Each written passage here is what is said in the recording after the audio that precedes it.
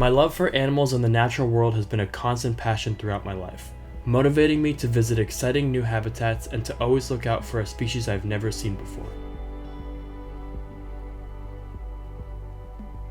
When I was young, I ignorantly assigned humans the role of Earth destroyers, and assumed that they weren't even worth studying, separating humans from nature entirely. As I've matured and gained experience, I've come to realize that this perspective is not only wrong, but also impairs our ability to live sustainably.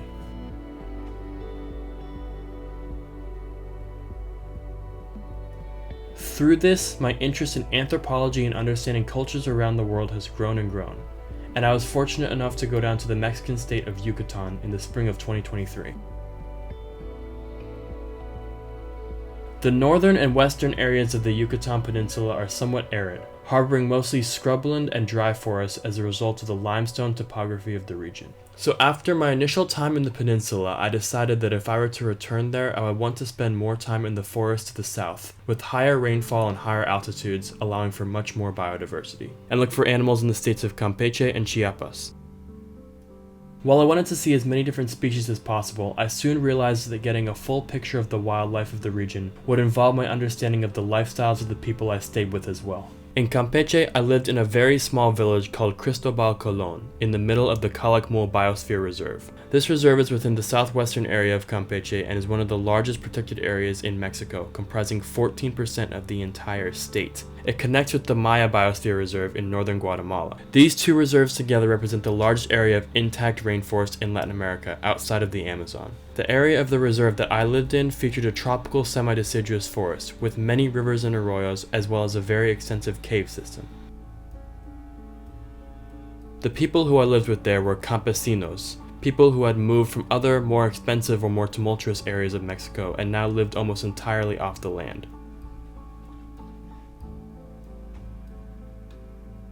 I was able to experience so many of the beautiful landscapes there with the help of my host father, Don Tino. He's a tour guide for the cave systems there and has an incredible amount of knowledge about the nature and wildlife of the area. Without his supervision, I wouldn't have been able to feature most of the things in this film, and I'm forever thankful for his help. In Chiapas, the family I lived with also lived in a small village surrounded by forest. However, this time it was more of an intergrade zone, between the flatter grasslands of the state of Tabasco to the north and the mountainous tropical rainforests to the south. The rainforests to the south were quite remote and consisted of many rivers with marvelous cascades, which I was very fortunate to visit. In the village, I was only about half an hour away from a respectable sized city, Palenque. While the city wasn't large, much of the commerce such as that of my host family was done through it, so growing your own food and living off the land wasn't necessary. Much of the forest and surrounding wild areas were, upon closer inspection, actually more often croplands and plantations, either for oil palms or for fruiting trees such as plantains, yucca, or achiote, as well as for use for livestock such as cows or sheep. For both Campeche and Chiapas, the biodiversity was like nothing I had ever seen before. Everywhere you look, you see life. From the most beautiful birds down to the most bizarre insects.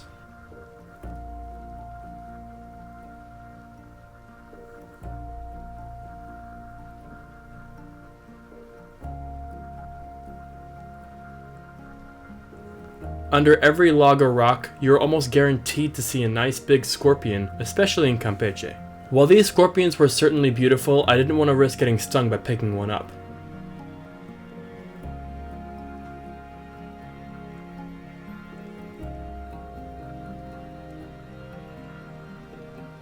The most prominent arachnids in Campeche and Chiapas, of course, are spiders.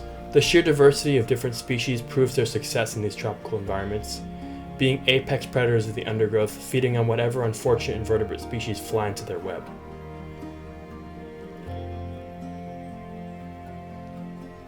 This female golden silk spider is one of the largest spiders in the area, with some individuals getting up to 1.5 inches in length, not including their legs. She's ready to eat this wasp and uses her long, spindly legs to reel it into her mandibles. Tarantulas are still more giant, and I saw many in Chiapas. While they have a terrible reputation, tarantulas have one of the least potent spider venoms. But this still didn't mean I wanted to pick one up. However, ants must be considered the most prevalent arthropods in these neotropical forests. They can be found everywhere here, as I discovered these ones feeding on a hummingbird wing in Campeche, at the mouth of a cave.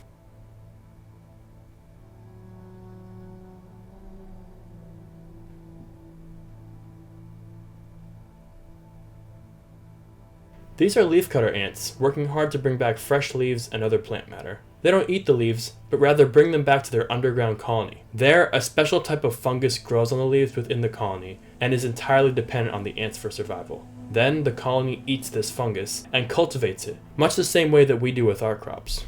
My most incredible arthropod moment in southern Mexico was surely when I stumbled upon a colony of army ants. These ants are considered to be the most formidable of all undergrowth predators in these forests. Their sheer numbers and highly advanced communalism within their colonies means that soldiers of these ants can tear through and kill any living thing they encounter on the forest floor.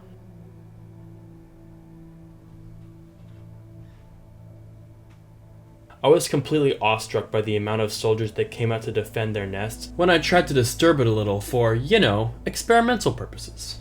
Look at the nest! Oh my god. That is a lot of ants. All these insects, of course, supply a bounty of food for predators such as lizards. Anoles are masters of camouflage. I'm sure there were countless times when I walked past one while in the jungle without even knowing it. The only reason I saw this individual is because it was clearly in the process of shedding its skin. All anoles have dewlaps, which is a flap of skin, oftentimes of a distinctive color. While both males and females have dewlaps, those of male anoles are significantly larger than those for females. They're used for courtship, similar to male birds using brightly colored feathers to attract females.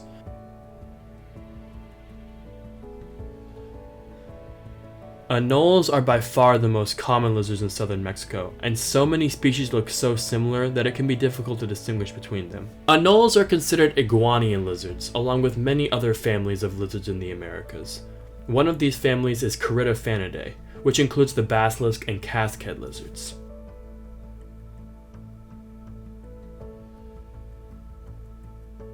This beautiful pond in Campeche is a perfect place for these baby brown basilisk lizards to reach adulthood. These lizards are small enough that they can camouflage themselves amongst these thin aquatic plants, a perfect place to hide for these reptiles.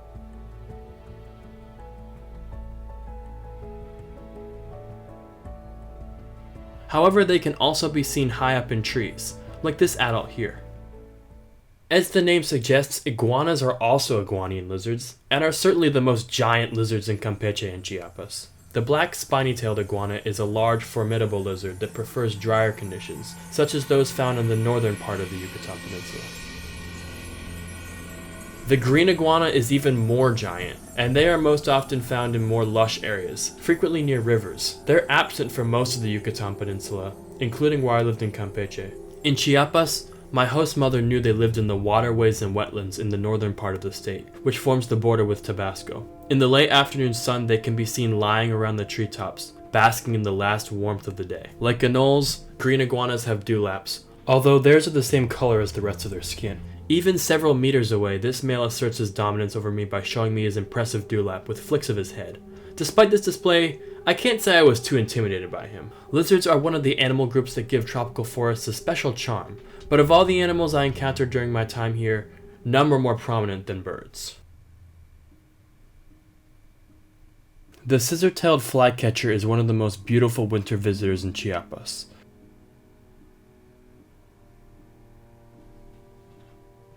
A local name for them is quetzal, as their incredible tail feathers do somewhat resemble those of the resplendent quetzal. While these birds do live in Chiapas, they can only be found up in the high cloud forests in the mountains of the state. This meant that I had to make do with this cute little flycatcher as my quetzal for the trip. Honestly, I wasn't too bothered. This tiny out-of-focus little red dot is a male vermilion flycatcher. Despite looking quite different from the scissortail, this little guy is in fact in the same family and is also a tyrant flycatcher. I even saw both birds in the same area, in the grasslands of northern Chiapas, and neither can be found in Campeche.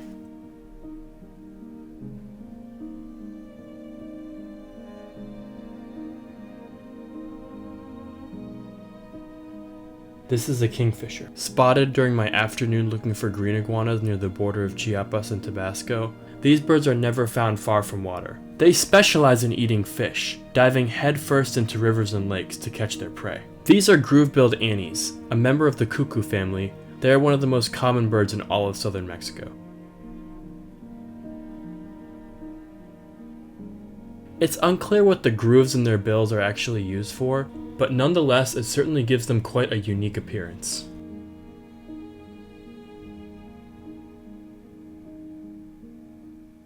This feather is of one of the most spectacular birds in the region, the great curassow. Unfortunately for this one, it was attacked and eaten by the most formidable predator in these Mexican forests, the jaguar. These big cats are true masters of stealth and are seldom seen by people. This curassow kill was the only sign of one that I saw. Don Tino told me that no other predator in the jungle hunts curassows, and that it was without a doubt a jaguar kill. Almost all the mammals evaded me, but with the help of Don Tino, I was able to see signs of them, such as this, a hole dug up by an oso hormiguero, in English translated directly to ant bear. However, many people know it better as an anteater.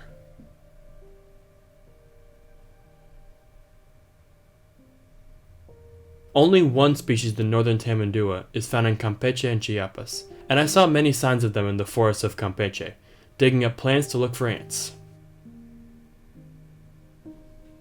Don Tino told me that this tree specifically is where one lives, as it is extremely tall and has plenty of places for it to hide. In fact, the only truly notable mammals that I saw in any great numbers were monkeys in Chiapas.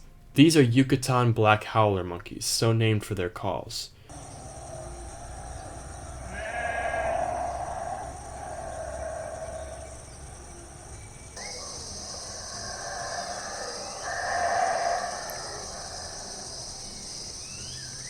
These bizarre and eerie noises are made by male howler monkeys in the morning, late afternoon, and evening to assert their dominance and announce territorial positions within the forest.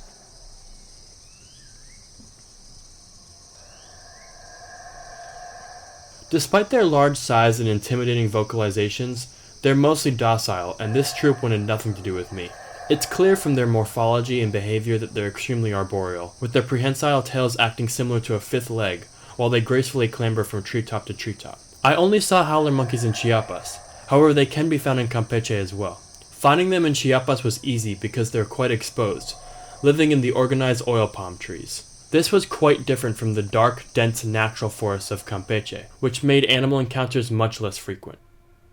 Within these forests, one landscape that sets it apart from Chiapas are deep caves made up of gypsum and other soft minerals, so soft that they can flake off when touched. The condensation and reactions of water onto the minerals in the cave can reveal vibrant colors, along with erosion forming shapes not often seen in rock. The caves themselves are in fact so moist that tree roots hang from above, and pools form from the flow of groundwater.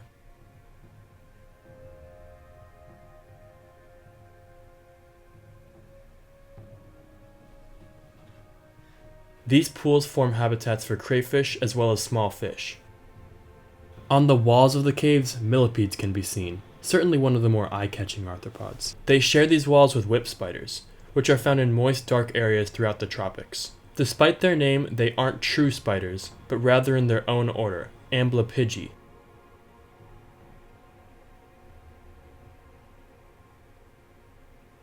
Even birds frequent the caves occasionally, and many nests can be found near their mouths. These caves are also important for the people who live here. When I went with my host family and their friends, we put down candy as soon as we entered the cave. This is based on a peace offering tradition that indigenous Mayans used to do here. And although the campesino population that currently inhabits this region isn't Maya, they still practice this act of respect before entering this fragile place. Don Tino showed us how rocks were and still are used as instruments.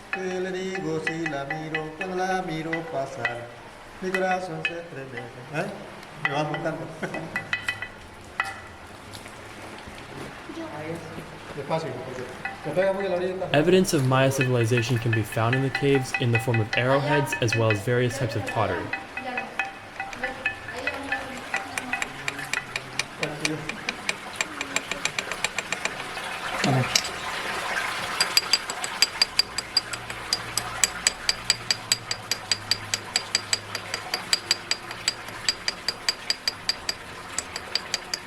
These caves are also important for another reason. They're used as hunting grounds for the tepescuintle, known in English as the lowland paca. This large rodent oftentimes lives in and frequents the caves, utilizing crevices and tunnels as homes and being an adept swimmer.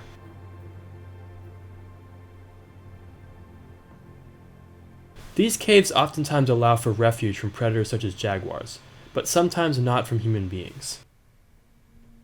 Outside of caves, the tepescuintle can be found in burrows that it digs, which can be up to 2 meters deep.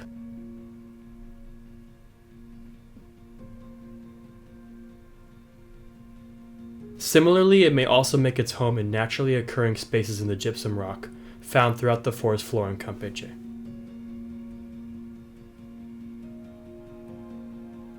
Their trails that run throughout the forest are one of the most common signs of them.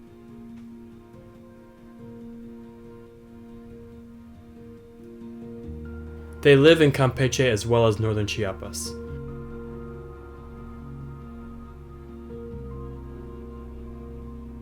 This skull of one in Chiapas is a testament to their importance as a food source for many people in both of the states.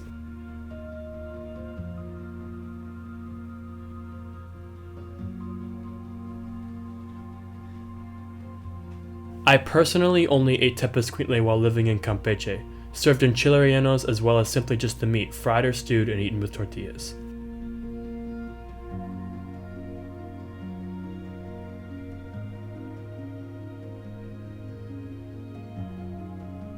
It's undoubtedly the most commonly hunted animal by the family I stayed with there.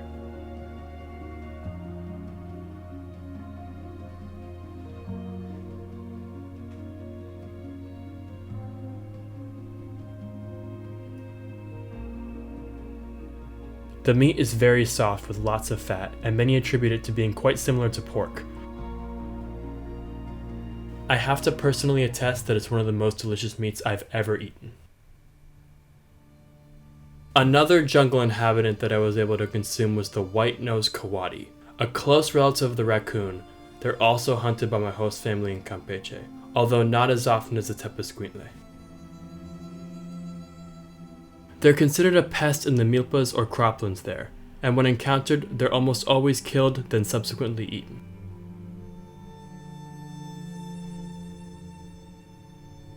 This one was cooked in a stew, and the meat is very different from that of tepescuintle. Because it's an arboreal species, it has an extremely thin and agile body, making the meat very lean and almost stringy in texture. Nonetheless, I still found it to be quite tasty. When it comes to animals hunted by the people I stayed with in Chiapas, the only one of note was the armadillo, which I was familiar with being an animal eaten in the United States during the Great Depression.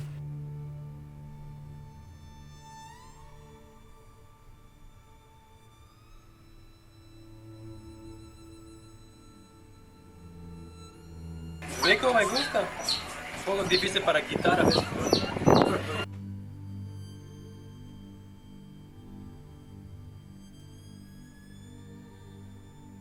In both places I stayed at, deer are hunted, and in Campeche they're oftentimes tracked down by finding their scat.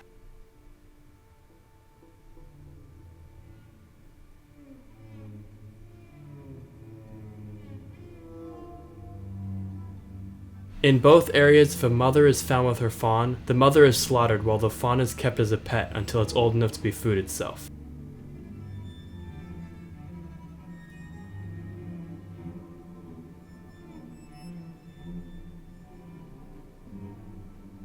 This young individual in Chiapas unfortunately didn't know what fate held for it.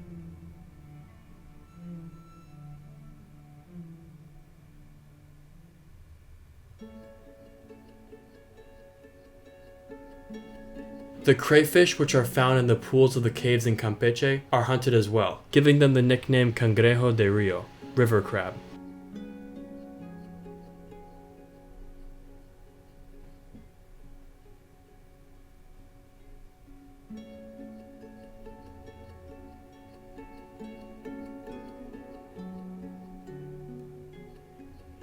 However, similar to crayfish in the United States, they're hardly worth the effort to catch, and are oftentimes more of a snack for hunters like Don Tino, while he goes out to look for larger, more worthwhile animals.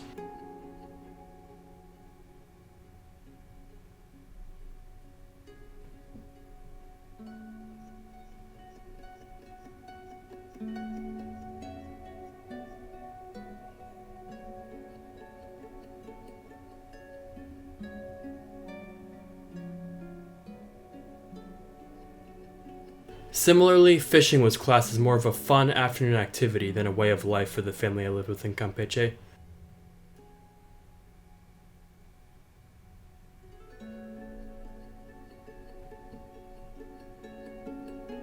This method of throwing a net out is quite effective, as many small fish such as guppies and half-beaks get caught in the meshing.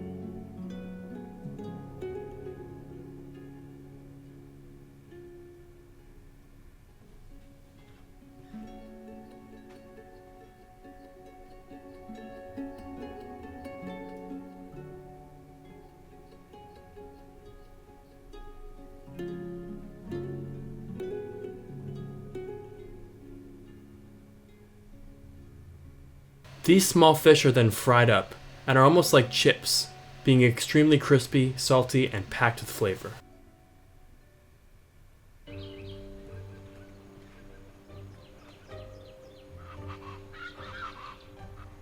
The only wild bird I ate was the plain chachalaca.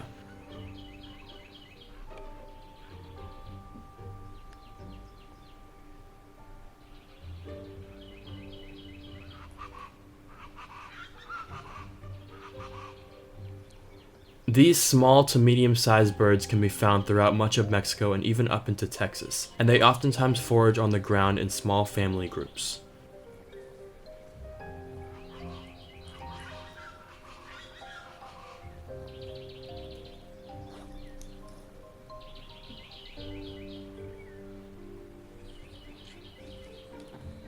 When not foraging, they can be found up in trees making their signature calls, hence the name chachalaca.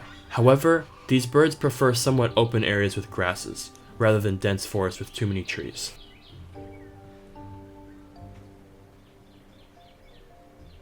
They are in fact closely related to chickens, although they certainly taste quite a bit different. They're extremely active birds, causing their meat to be pure muscle and very lean. The meat has a somewhat deep flavor, but the size of the bird means that a single chachalaca doesn't really have enough meat to feed a whole family.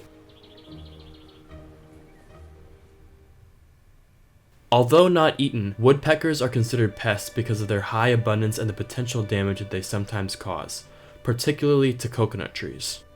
¿Ya se fue tu papá? Mira, dame. La para allá. Cuidado. Ay, no. Es frágil eso. Muy frágil, cuidado. Esto es muy frágil.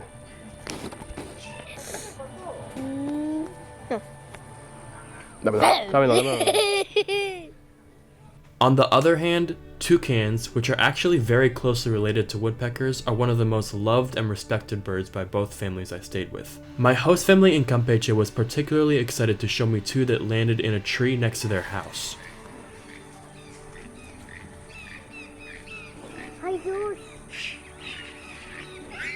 Hay dos. Hay dos. Ajá. Ajá. ¿Viste? Ahí está. No, son dos. ¿Viste? Tienen su pico grande. Qué bueno que vi uno. Seeing toucans for the first time was really special to me, as their colorful bills and unique movements in the trees certainly set them apart from other birds.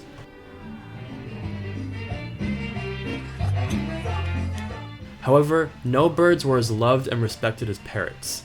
In Campeche, the family I stayed with actually had multiple parrots living with them. This little olive-throated parakeet was fed bread, as well as seeds by the family every meal, and in the morning he would be given coffee.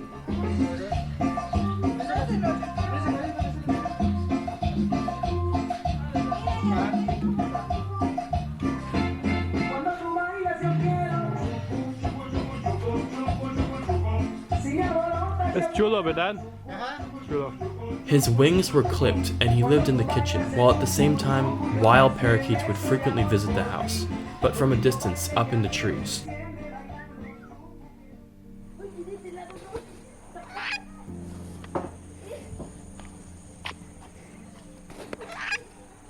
These two parrots are white-fronted Amazons. They slept in and spent much of their time in this tree, designated specifically to them.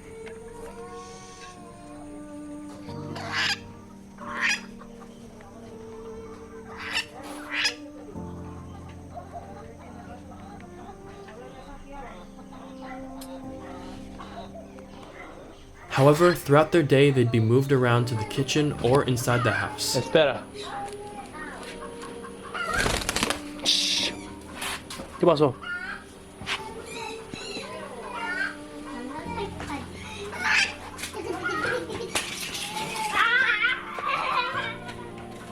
Allá hay otro. Sí, yo sé. Ahí se fue.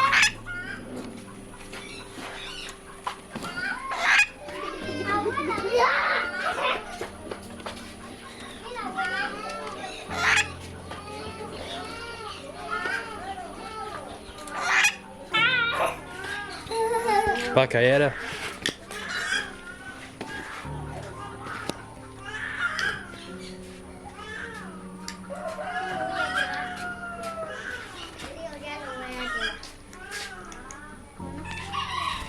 Cuidado. Bueno, como eso. Bueno.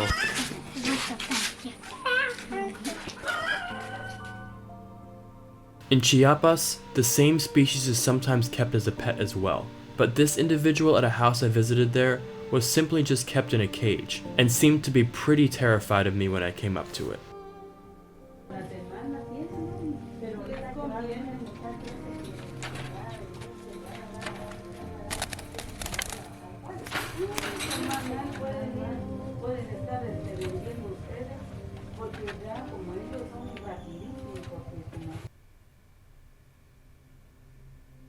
However, no other parrot was quite as spectacular as the scarlet macaw.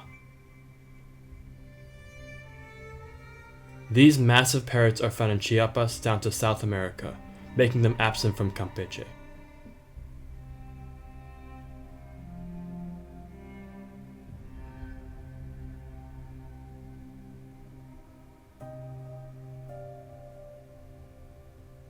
During most mornings, especially when the weather was cloudy, a pair would arrive at a specific tree in the yard of a house right next to the one I stayed at in Chiapas. Their vibrance alone is stunning, but I had never seen tail feathers before that were so long. They're seed dispersers, using their large, powerful bills to open up nuts and fruits, then dropping the seeds onto the forest floor. They also carry seeds far from the original tree in their droppings, allowing for plants to grow throughout the forest.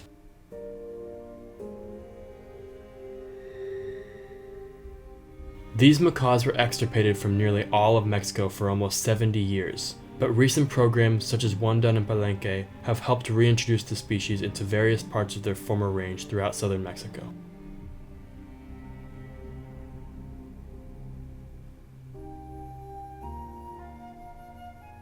It was a great privilege to be able to witness such an iconic bird species in the wild, but unfortunately, macaws throughout Central and South America are under great threat from illegal pet trade as well as habitat destruction.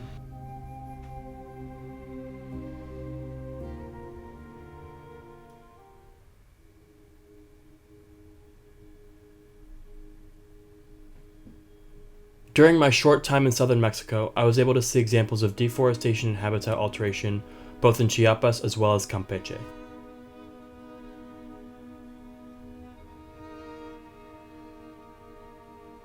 In Chiapas, despite living in a rural village, it was easy to see how, as with most of the world, the vast majority of land had been altered for human needs.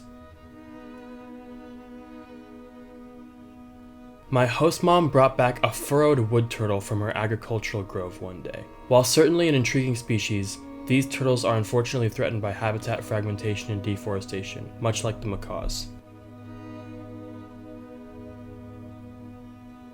Although the reptile group which surely must be most at risk in Chiapas are snakes. Unfortunately, largely due to fear and misunderstanding, where I lived there, every single snake encountered was killed. As a result, despite my absolute undying love for snakes and persistence in filming them, I never once encountered a living snake during my time there. This was the closest I got. These two unlucky individuals were killed by a neighbor who told me that they were baby nauyacas, which is a catch-all name in Spanish for viper, but particularly the fer de lance, which is one of the largest and most deadly pit vipers in the world. However, these two snakes here were not even pit vipers or venomous at all, and it was unfortunately just a common case of misidentification. No matter what species, all snakes want to avoid humans at any cost, including those that are venomous. In Chiapas, some people are even paid to have systematic burnings done to areas around their croplands to flush out snakes.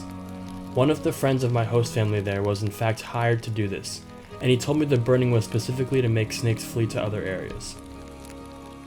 Unfortunately, this also causes problems for other species, such as the insects that live in the fields being forced to fly away.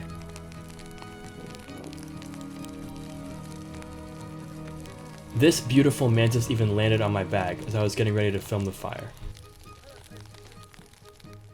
In Campeche, at least where I was in the Calakmul Biosphere Reserve, there was a significantly lesser anthropogenic influence on the natural environment, although even there I could witness roads being built into the jungle.